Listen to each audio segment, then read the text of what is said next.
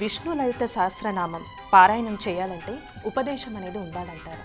లలితా సహస్రనామము లేదా విష్ణు సహస్రనామము వీటి రెండు విధానాలు ఉంటాయి. పారాయణము, స్తోత్రం చేయడము, ఈ రెండు విధానాలు ఉంటాయన్నమాట.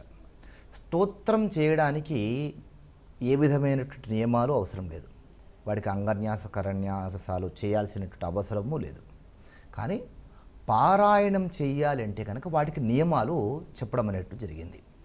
ఇలా పారాయణ చెయ్యాలి అనేటువంటి వారు ఉపదేశము తీసుకొని, ఉపదేశం తీసుకున్నటువంటి వారు పారాయణ చేసే సమయంలో ఆ పారాయణకు ముందుగా వచ్చేటువంటి అంగన్యాసములు, కరన్యాసములు చేసి పారాయణం చేయాలి. ఈ విధానం ఉందన్నమాట. కనుక ఉపదేశము పొంది న్యాసాధికృతములుగా ఆచరించేటువంటి పారాయణం విశేషమైనటువంటి ఫలితాన్ని ఇస్తుంది. లేదో ఈ విధంగా మేము చేయలేమనుకుంటే స్తోత్రం చదువుకోవడానికి నియమాలు ఏమీ లేవు. మరొక ప్రశ్న అండి,